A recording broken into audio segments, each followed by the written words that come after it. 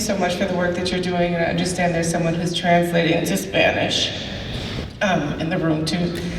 So thank you all for your work. Well, and thank you for being here with us and for everything you've done. And I'm excited to jump in. And I guess I always like to start with an Inception story, with how things begin. So you obviously have a background in making documentaries and doing this kind of work, but what in particular, like how did you come to this project, and what in particular were you really hoping to bring to Surviving R. Kelly? Yeah, this was the first time I'd ever done anything for television. Well, I was one of the producers on an award show called Black Girls Rock for 8 years, on BET. And BET Honors, like 2 of the only BET shows I would ever recommend folks watch. Well, that's not true. I just did a show called Finding Justice for BET. So last year was my big television year. So I got this call. I mean, the film that I did before this was called Treasure. It was about trans justice in Detroit and folks who are fighting for that and had been fighting for it before and after the death of Shelley Hilliard, who had been coerced into doing very dangerous CI work. She had been forced to, and then was killed after being set up by the police. So that was a very independent documentary that maybe 7,500 people saw. It went to festivals, and you can order it on demand if you have Comcast. So I got a call from my agent, who I hadn't heard from in years. And they were like, will you meet with Buna Murray about a Lifetime TV show about R. Kelly? And I was like, why would I do that, you know? Buna Murray invented reality television show. I think they still do reality TV show. The sisters in the bikinis. They're married to Kanye. The Kardashians. They're not all married to Kanye. The whole family. They used to be Paris Hilton. I mean, Paris Hilton used to be them. Whatever, that's about when I checked out. Like, I don't even know. They're always on the magazine when you go to the grocery store, so you kind of have to know their names, but I always forget.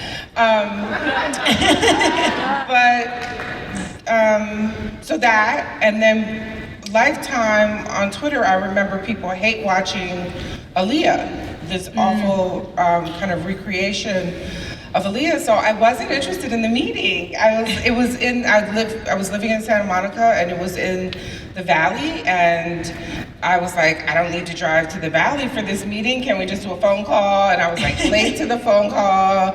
It was a Skype. I was wearing my sunglasses, eating sushi. Like, I don't know. I just didn't take it seriously. I feel like we should explain too that in Los Angeles, Santa Monica to the Valley is, you might as well cross the country. Yeah. You might as well be. And so anyway, when I got on the phone with them, they said, no, we're calling you because we'd like to do a different, more serious approach, and it's gonna be a documentary. And I was like, is it gonna have recreations in it? And they're like, no, not if you don't want to. I was like, okay, then I'll talk to you. And then I got really serious about it. I mean, R. Kelly is my generation's problem to solve. You know, I'll be 49 in a couple of weeks. And so that makes me about 5 or 6 years younger than him, maybe 4, maybe not. I think he just turned 52. So he's my generation's problem to solve. I am old enough to remember his debut. I'm old enough to remember the marriage to Aaliyah.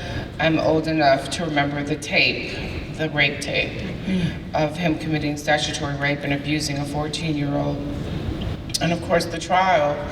And I say that because there is a generation that doesn't remember that. I'm not sure that you remember that. Like, Lauryn Hill's album just turned 20, and you know, like, so you have to remember that, like, there are people who are coming to this story that are new. And for that reason, the first episode, I remember fighting with the network, like, I don't want to do a behind the music about R. Kelly, but it was necessary to establish who he was to this new audience. And why he even had the kind of impact that he did and why he got away with what he did for so long. And so then I just started so I didn't pitch this, to be clear. I was invited onto this project as showrunner and executive producer. And then we began the process. I had interviewed R. Kelly for Vibe magazine the summer of 2000.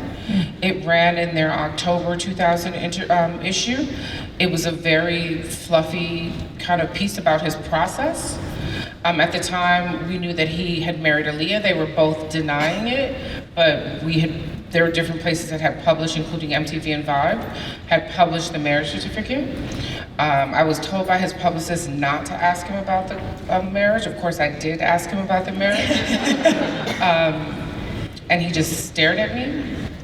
He wasn't very verbal in general. I was just kind of observing him in the studio. And then, so that piece came out in October or November.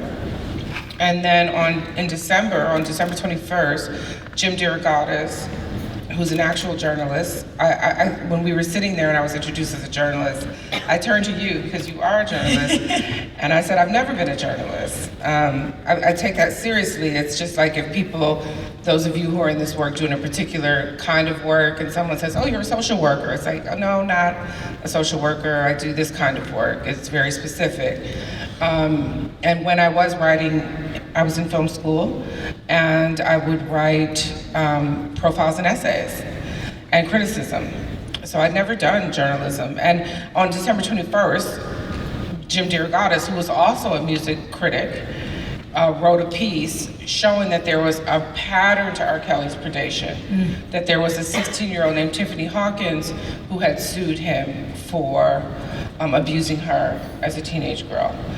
And that's when we realized, not that the Aaliyah marriage was ever okay, but that there was this whole pattern. And so I definitely felt like I had failed, that I had been in the studio with this man for 4 or 5 days, turned in this piece that was primarily about his process, and failed to it's like being at Jeffrey Dahmer's house and not opening the refrigerator. Like I had somehow missed something huge. And so after that, I never wrote another profile again for years. And so personally, being invited onto this project, to helm this project, was a chance for me to pay that penance. Yeah, and there's so much you just said that I plan to circle back to in just a second. And then when you were approaching the project and sort of putting it together, how do you feel like your like Black feminist framework sort of helped guide that process of what each episode would be about and what direction it would take and how you would approach and tell the story? Yeah, I definitely, in those early meetings, was the only one with the Black feminist framework. They absolutely looked at this as a celebrity story. And I understood a couple of things as a Black feminist. I understood that the reason that he had been able to be such an open secret in our community was twofold. Well, in public, because he wasn't just operating in community, although he is very local. He's someone who doesn't like to fly. He didn't move to the coast, to Los Angeles or New York. He stayed in place, which actually kind of gave him cover. But the two things are, one was that he was primarily preying on young Black girls. And outside of Aaliyah, young Black girls who weren't famous, who weren't always what people would consider conventionally beautiful, and who were powerless in that way. Because he's a celebrity, he knew that he could always stick to a script about them being groupies, quite frankly. And in fact, after his trial, after he got hit with charges in 2002, women talked to me about having to write false confessions. Early on, like the second or third time they would meet him, he would have them write out, I lied to you about my age, or my parents tried to blackmail you. And he would say, I need you to do this because I have been hurt in the past. of people lying on me. So that let me know how manipulative he was and how aware he was of his abuse. And worse, it made me think that there might have been people on his legal team who gave him this advice. The other thing is that as a Black feminist, you know, we put the word Black in front of feminist because it's incredibly important to have a racial analysis. Yeah. And I come from Detroit, a city that is made Black because of migration, of people fleeing racial terror. And that racial terror is most pronounced historically in lynchings. And lynchings happen, and you can take someone like Elijah Muhammad, for instance, who started the Nation of Islam, made his way to Detroit as a young man in his 20s. By the time he's 17, 18, he's witnessed more than 100 lynchings.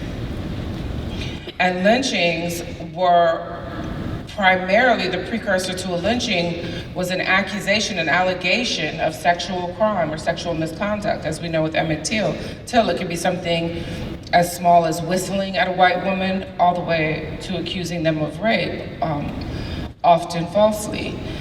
And so I understand two things. I understand when Elijah Muhammad says the white man is the devil, which is like the only thing people learn about Elijah Muhammad that is informed by this trauma that he arrives in Detroit with from Georgia, after witnessing his friends from 6th grade, 7th grade, 11th grade, lynched, hanging from trees, barbecued alive. Racial terror, right? This is how we get Black people in Philadelphia. It's how we get Black people in Chicago and Detroit. It is, you know, as Isabel Wilkerson talks about in The Warmth of Other Suns, it is, you know, the migration experience is, yes, about jobs, but it's also about fleeing racial terror. So I understand that when Black people have an immediate kind of desire or need to defend Black men against accusations of sexual crimes, that it's rooted in something that has taken up space in our cells. It's a cellular reaction to historical trauma. Yeah. Well, and I mean, you know, you obviously haven't failed these survivors. And the documentary has had this impact, but you also wrote in Time about how, you know, R. Kelly's label dropping him and R. Kelly being charged isn't necessarily the outcome you or the survivors who are in this docuseries wanted or were working towards, and that, you know, restorative justice, community justice is so important, but, you know, that you were grappling with what does that look like if you're unrepentant? What does that look like if your community doesn't respond and provide you with that opportunity for justice? So how are you still sort of grappling with that now? Yeah, thank you. It's difficult. I mean, we talk about impact in work, and that's why I do narrative work, is to support the work that people in this room do. You know, you all are doing particular hands-on, I don't like to use frontline because that's a militaristic framework, but you're doing community work in meaningful and real ways, right?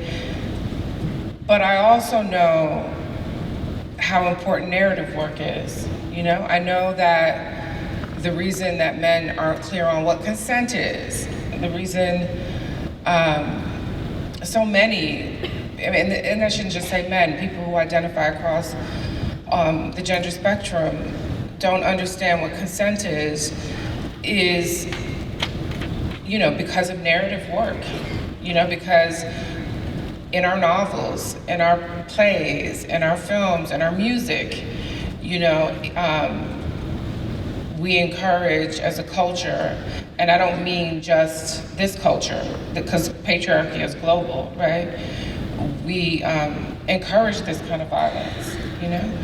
So, long way to say, as someone, and speaking of narrative work and celebrity work, you know, which I find also problematic, but I came to racial justice work because of celebrities, right? Like Stevie Wonder, when I was 12 years old, and it was probably because Harry Belafonte or Winnie Mandela asked him to, said, please don't buy products that were made in South Africa, boycott companies that refused to do business with apartheid South Africa. So I remember hearing that. I think he was on Soul Train talking to Don Cornelius about it.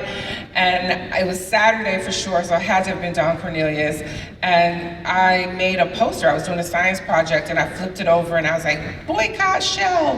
And walked. It was February in Detroit and I walked to the Shell station, not knowing of course that they're franchised and that poor little Arab guy had nothing to do with apartheid South Africa, but I was standing in front of his gas station with this sign and people were asking me and I was like, Stevie Wonder said. So I understand how important, narrative and that kind of activism is. It's how I came to the work. At the same time, that racial justice work led me to an analysis around the carceral state, what liberals call criminal justice. I don't use the phrase reforming criminal justice, but I have to admit I'm not an all-out abolitionist, and primarily because I've not found community and restorative justice practices to be robust when it comes to sexual and gender violence. At the same time, I don't think that justice is to be had within the criminal justice system. Yeah. So I find myself being congratulated that R. Kelly is in jail. And even if I take myself out of the equation, which I always try to do, I'm always trying to check my ego, and I think about the women, I asked all of them, what would you like to see happen to R. Kelly? What would you say to R. Kelly if he were here? And they all said, I want him to stop harming girls. Not one of them said they wanted him to go to jail, which if people in this room work with survivors of sexual violence who know that that's actually common, right? And for all kinds of complicated reasons. So I'm not saying that these women were speaking to me from an abolitionist framework at all, but they do inherently know also how abusive this criminal justice system is. It's a system that, by the way, also denies survivors justice. Survivors across the racial, from all races are denied justice in this criminal justice system. So that's a long way of saying that I hope for a social death. In fact, one of my first conversations with the Lifetime executive, I had to come out of the closet as an activist. I was like, I don't want you to think that I'm some objective journalist, whatever. I want to see consequences with R. Kelly. I want to include the work of Mute R. Kelly. I would want to include the founders of Mute R. Kelly. We filmed, the very first thing I filmed was in Detroit when Kalima Johnson and Nicole, I wish I could remember her last name, but from the Sasha Center in Detroit, we're doing a Mute R. Kelly protest at a concert at Little Caesars Arena, this whole other shit show of a thing in Detroit. And, they were protesting. And they were being called out in that moment by the community. The community was like, go home, get a man. What are y'all doing out here? That man was found innocent. So there was that real-time pushback of the work. But what I told this Lifetime executive is that I wanted R. Kelly to be like Blackfish, that I wanted surviving. Right? Did anyone see CNN's Blackfish? It was about SeaWorld, and it was about the abuse of the whales. And how they should be in captivity. And what happened was people stopped going to go to SeaWorld. And I wanted people to turn away from R. Kelly. I wanted him to experience a social death. And I wanted to support the work of Mute R. Kelly, who were doing, by the way, the same work Stevie Wonder was asking us to do around apartheid, which is boycott him, divest from thinking of him as a cultural icon, and cancel his concerts when you can, which is to impose sanctions. 3 words that have become bad words But boycott and divestment and sanctions are nonviolent ways of seeking justice outside of a criminal justice system. Can I say that, his audience, by the way, just like he was my problem generationally to handle, his audience is Black people. R. Kelly has made Black music for Black people. He's had 1 or 2 crossover hits. Everyone knows I Believe I Can Fly. The other one, for some reason, Ignition is huge with white folks. Like, it's like big at bar mitzvahs. It's so weird. But those are his 2 crossover hits, period. There aren't others, And we, as a community, we weren't turning away from him. And I thought that it was important to talk about the ecosystem of that dynamic also. Yeah, and I mean, the theme of this conference has been sort of how to leverage Me Too to go beyond that breakthrough, right? And I've been thinking a lot as I talk to folks this week about how does accountability become prevention? How does accountability become culture change? Because I feel like so much that has come out of Me Too has been calling people to count and saying, this happened to me, you have to believe me, and something has to happen because of it. And you did an amazing job, I felt, with Surviving R. Kelly of helping wake people up to the fact that not even that they hadn't turned away, but that they were looking right at it and not seeing it for what it was, not feeling what we think we should feel when we see this kind of power dynamic playing out, this kind of age differential playing out, this manipulation playing out, this pattern. And someone else had actually submitted this question, but it was a question I had for you too, which was, how did you intentionally put that story together and use those survivors' stories to sort of create that click moment for folks where there's a spike in hotline calls and where there's finally all of this sort of, oh my God, yeah, I'm not gonna listen to R. Kelly anymore, but also in a way where the survivors had their full humanity and they weren't, I think there was a lot of concern with Me Too as well about how many times do we have to tell these stories for public consumption and relive this for public consumption to create change. So how did you navigate that in sort of search of that broader justice? Yeah, a couple things that I learned from the movement, right? One, and it began with kind of online activism. I think of Feminista Jones's hashtag You OK Sis, which was asking women if every day, if how they were after having survived street harassment, which is a daily thing for women and people who are femme-identified. And one of the things that hashtag as well, the power of that hashtag as well as the Me Too hashtag was quite frankly the compounding, the showing, the witnesses. And I think about this again with South Africa, with the Truth and Reconciliation, just testimony after testimony, saying this same thing, right? Yeah. And it's horrifying to watch. Did anyone see the I'm okay, are you okay, sis? Does anyone remember that hashtag? Or the conversations about street harassment that were happening, not just on Twitter, but I'm sure on Facebook. But of course there's that moment of me feeling like I was alone and wow, this happens to everyone. But what I learned from that as I began to do this project was how important it was going to be, and this was also something that Bryant from Lifetime insisted upon, was that we have as many witnesses as possible. Yeah. And by witnesses, we meant survivors. It was important to me and to the whole team to treat them with dignity, and to let their full dignity.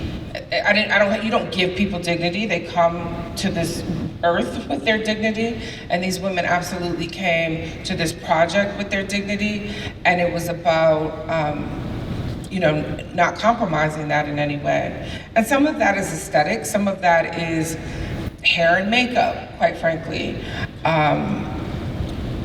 And that's a different decision that I've made on other projects. With Treasure, Shelly's mom didn't want hair and makeup. She wanted to be in her full trauma around the death of her daughter. But in this project, we wanted to treat these women the same way that a celebrity would get treated, you know? We wanted to give them the time also to unpack their stories. So we had 4 and 6 hour blocks of interviews. We need to give them time within those interviews. So if during an interview they needed to tell me that I was going too far or that they needed a break, like we had to honor that, you know? At the same time, I had to do this balancing act of protecting the integrity of the project, right? Which we knew, it took a long time to start production on this because we had to get insurance. And we had to get insurance because we knew that we could be sued. And because we knew that we could be sued, we had to pre-interview the girls. We had to corroborate their stories. And sometimes that meant with people who weren't willing to come on camera. And these weren't perfect victims. Like right now, you see them being trolled. There are videos like Asante McGee used to be a stripper, and I'm like, and? You know? Or so-and-so lied about this or that. Like we have this idea that even with someone as egregious as R. Kelly, someone who you can watch, I don't recommend you watch the rape tape of him abusing a 14-year-old, but it is there. And you don't have to watch it because Dave Chappelle did a skit about it. The Boondocks did a skit about it. South Park did a skit about it. It was a part of the larger cultural conversation. Even someone who's been that open about their abuse, we still think that the victims have to be perfect, which is bullshit, you know? But at the same time, we didn't walk away friends. I had an attorney in the control room watching the interviews. I had attorneys from Buena Murray and Lifetime vetting my questions. I had to conduct these interviews as if they would be subpoenaed.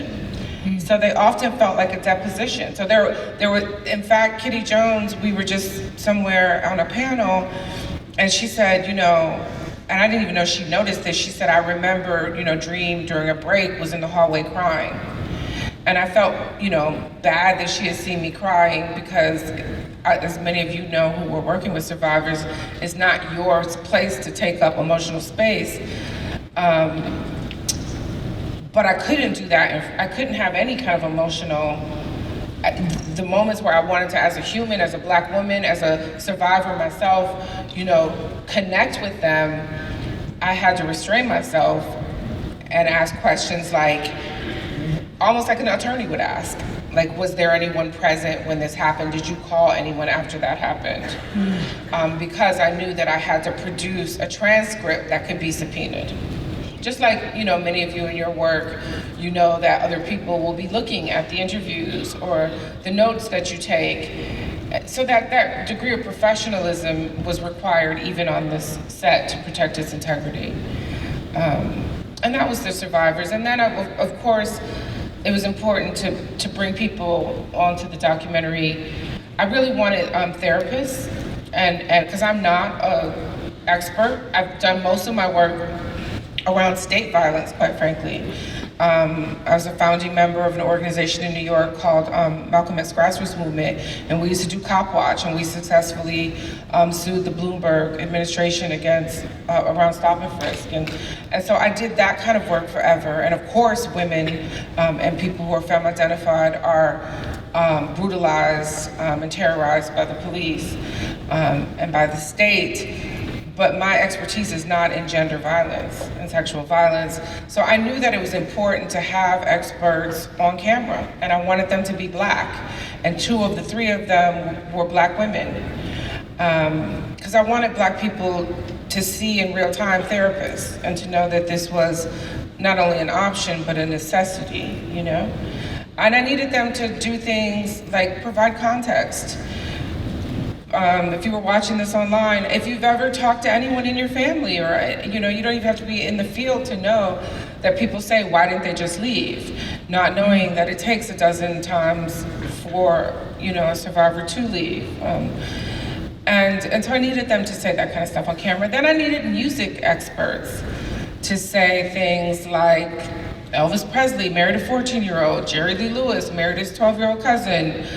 Homeboy from Led Zeppelin, who's an amazing guitar player, whose name I can't remember right now, who I love, was dating teenagers into his 70s, you know? That this is not just a rock and roll, that in my own family, that my grandmother also, married my grandfather when she was a teenager and he was in his 20s. My father at 37 or 38 married a 19-year-old. I had a 19-year-old stepmother. So when R. Kelly's brother is on camera saying, well, he just liked young girls, I don't know what the problem is. We have to understand that there are only a handful of countries in this world that prohibit marriage of teenagers.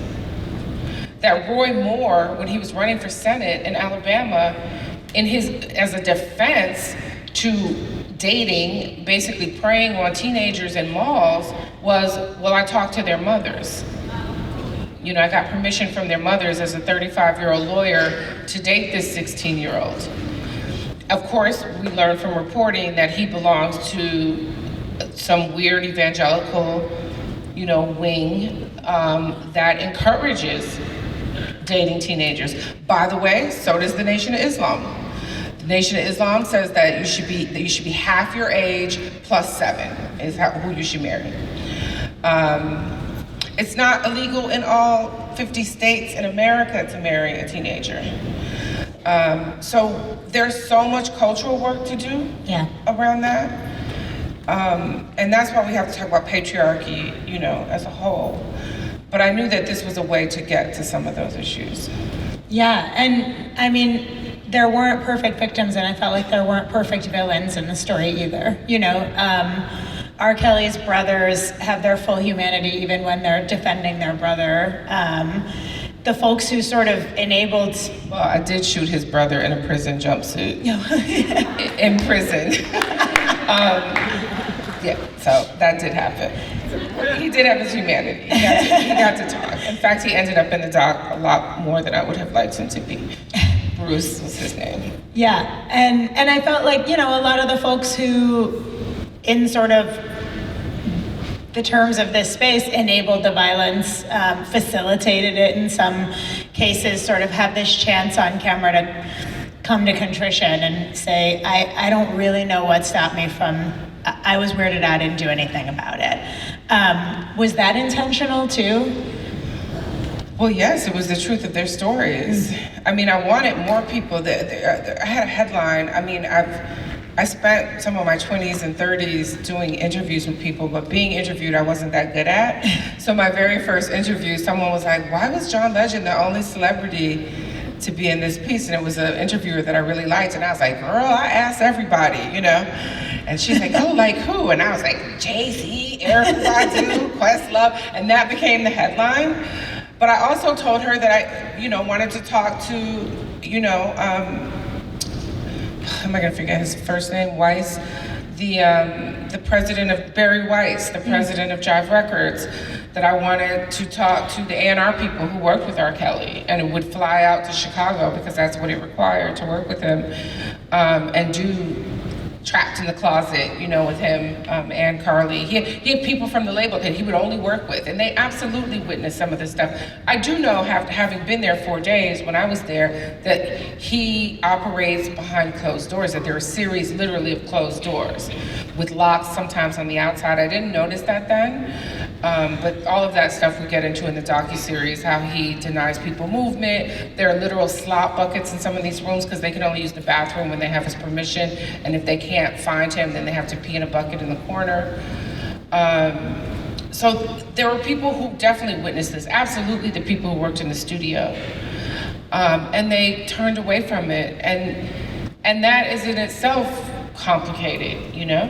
It's not just about money. Some of them thought this is what they signed up for. And by the way, I wanted to be sex positive. One of the very first things I did when I accepted this job is I called my friend who paid for her doctoral degree by doing bondage work, She does that really fancy Japanese bondage stuff. I forgot the name of it, but she's in the BDSM community.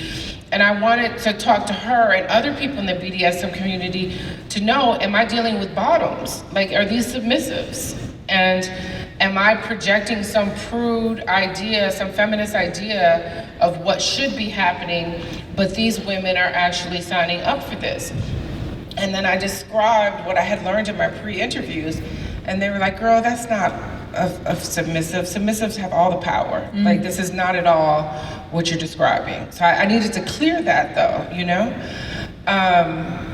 With R. Kelly and this idea of contrition, though, you know, I've talked about this. Tarana Burke and I were talking, and she was talking about having, and the idea of there not being perfect villains. Because R. Kelly, of course, was raped. I believe him when he says that he was raped, when family members say that he himself was raped and molested from 7 to 14.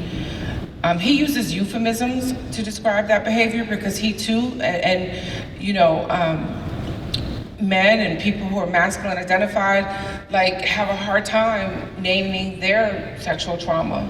And he was one of those people, you know, who they talk about, they use euphemisms like I was awakened to sex early, instead of saying I was molested. So I have to honor how difficult that is.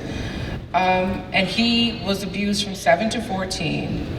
And of course it was important to show that. It was also important to say that yes, almost 100% of the time abusers have been abused, but not all people who have been abused become abusers. Yeah. Which I know everyone in this room already knows. But when I think about contrition, I was talking to Tarana Burke, who had been on the Capitol Hill and in the room for the Brett Kavanaugh confirmation hearings. And she talked about it as being incredibly powerful. And we were talking about how, like, important it would have and could have been had he even performed contrition. I graduated from high school in 1988. The early 80s were even worse. It was like Animal House. I think of the films of the 70s, right? Yeah. I mean, there was a lot of drinking, at least in Detroit. I feel like that's all we did in high school was drink and drive, right? And if he had said, I just listened to Dr. Ford's testimony, I honestly don't remember that day. Me and my friends drank so fucking much. I'm not sure, you know, about this particular day, but it doesn't sound unlike me and my friends. And I've spent the past 40 years trying to become a better, whatever he could have said, Christian, whatever people say, you know, trying to be a better man. That actually, even the performance of that contrition, even if he didn't mean a word of it, because he absolutely didn't mean a word of the red-faced kind of like loud Trumpian denial that he gave, right? That Matt Damon so wonderfully sent up on SNL. If he had chosen another route, if he had just said, and I'm sorry, he would have still gotten confirmed. Because God forbid we, you know, deny white men like their big jobs, right?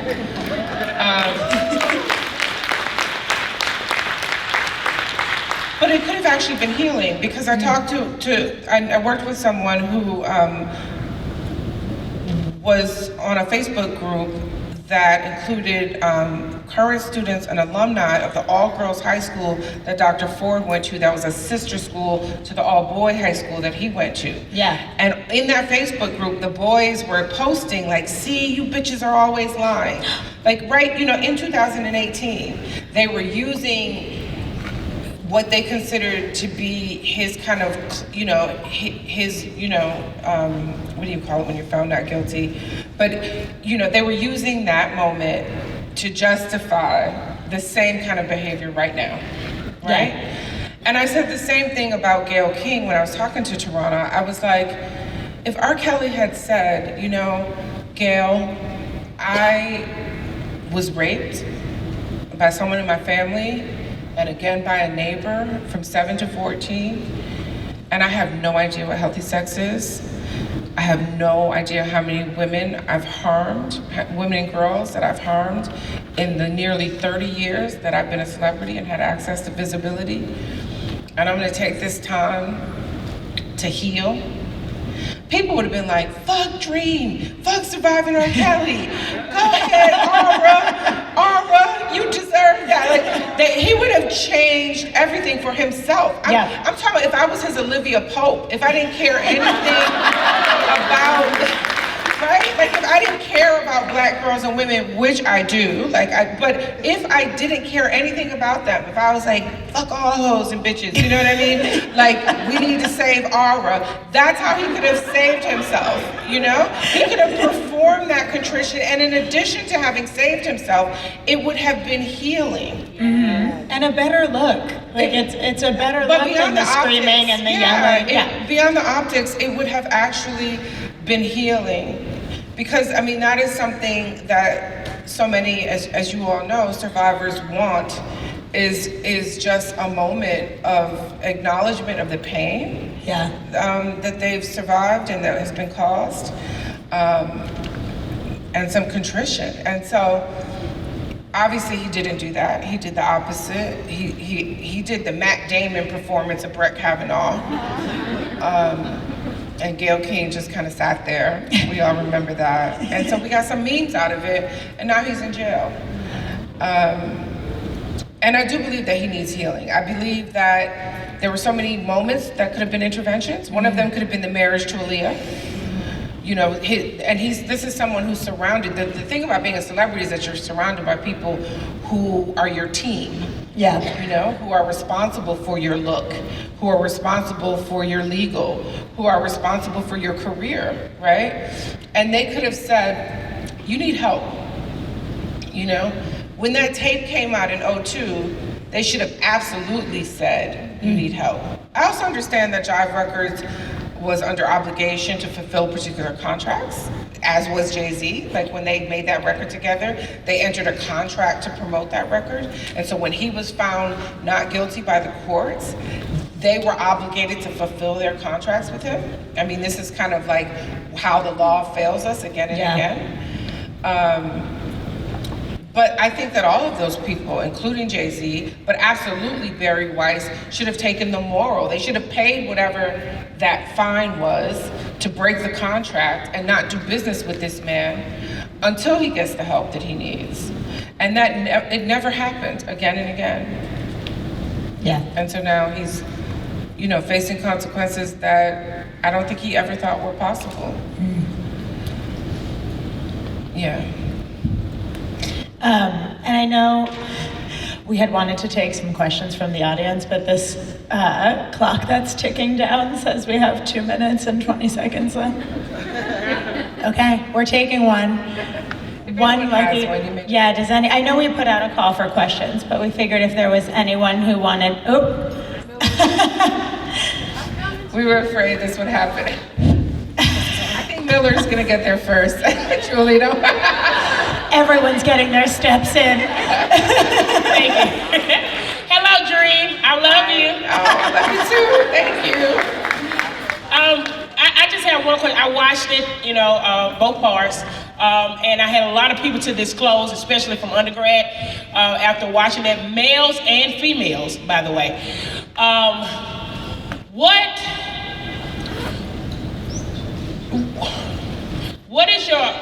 is the next step?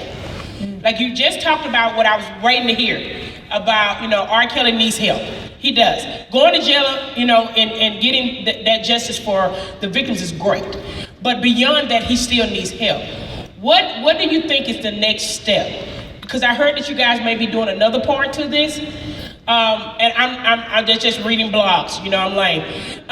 But what is the next step? What is the next thing that's gonna come from this? Because we opened up Pandora box, we've got calls. I know a lot of our crisis lines have gotten increases. We're doing more, when we go out and do events, people are asking more questions about help. Our victim service directors are overloaded. So what is next? Is it gonna be a healing part to this? Exactly, what's the next step? You open it up, the discussion is happening, what's next? Thank you for that question. Thank you for your work. I mean, yes, there is a part 2 that Lifetime is doing. I'm signed on as executive producer, but I'm not the showrunner. I hope that is a responsible piece, and I think that it will be. But I don't think that it's about the narrative. Like, as soon as we finished this, I hoped, and we worked with organizations, more than a dozen organizations, including Ultraviolet and a lot of other organizations, of folks like yourself, to do things like create curriculum around this. Because we knew it was going to open up conversations. Like you said, it opened up in barbershops and beauty salons, at churches, in some ways that the Bill Cosby didn't quite. And by the way, I didn't know that this was going to be a hit. And I say hit as in like, the last thing I did had 7,500 people watching it. This had like 38 million. And we did it, it was on Lifetime. I know people I didn't watch Lifetime before this. I think they have like Wife Swap and, I don't know, Harry and Meghan or something. So I didn't know that folks were gonna watch it, you know? And, because there had already been a BBC thing about it. That came out while we were in production that didn't go anywhere, and there had already been a trial, and there had already been people kind of screaming into the wind about this. But we were prepared for people to watch it when it did become something that was widely watched. I was happy that there were people like folks in this room that were ready to catch some of that.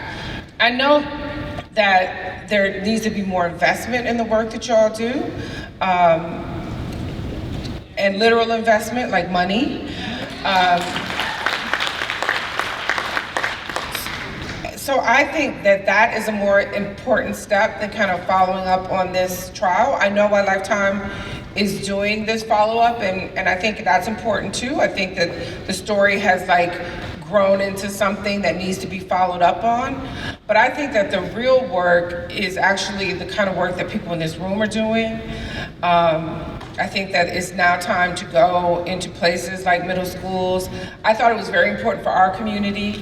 A lot of, Black folks across the gender spectrum say stuff like, they started a hashtag called First Them, and there's this whole movement. It often targets people like me and Tarana and Jamila Lemieux, who was in the documentary, and they act as if Black men have been on the front line of receiving the brunt of the backlash of Me Too, and that's not true. Bill Cosby and R. Kelly. There were New York Times reported a list of 201 men who were fired from their jobs because of the Me Too movement, and none of them were Black, right? This is your favorite NPR host, Roger Ailes from Fox News, Bill O'Reilly, people that needed to go, Harvey Weinstein. By the way, are there any hedge fund managers in this room? Probably not, right? But you all know who Jeffrey Epstein is. And you know who Jeffrey Epstein is, not because he made I Believe I Can Fly, but because there has been attention on his case. So in that way, the media has been doing their job. There aren't many, I'm not saying, maybe there are a whole bunch of Black men who watch Howard's End and like the films that Harvey Weinstein produced. But this whole what about Harvey Weinstein? He's a producer, a film producer. The reason you know his name, people are like, well, what about the Catholic Church? I'm like, the reason you know about the Catholic Church is because there have been films about it. There have been 2 documentaries by Harvey Weinstein. So I just say that to say you're going to be gaslit, when you do this work in the Black community. You're going to be told that there's more important work to do. Black feminists have been told this long before I came along. This is what they told Alice Walker when she talked about incest and The Color Purple. This is what they told Ntozake Shange when she talked about that same subject in For Colored Girls Who Consider Suicide When the Rainbow Wasn't Enough. Those women were shut down, not from the outside, but from the inside by Black people. Ishmael Reed made a career trolling Alice Walker before there was an internet. So it's very important that Black women and Black people, Black men, all kinds of Black folks do this work. It's really important that we talk about this because we understand the dynamics, but that doesn't mean that you can't be taught the dynamics by Black folks, especially if you're working in our communities. And so I know it has to also go beyond dialogue. I know that there has to be an improvement in the way that services are given and who has access to those services, who's believed. People again, from all races are disbelieved as survivors, but Black women especially. And if you come to this, you know, with a framework of like, slavery, why do I have to think about slavery? That was a zillion years ago and I never owned slavery, whatever you say, you have to understand that slavery is why you believe Black women can't be raped, you know?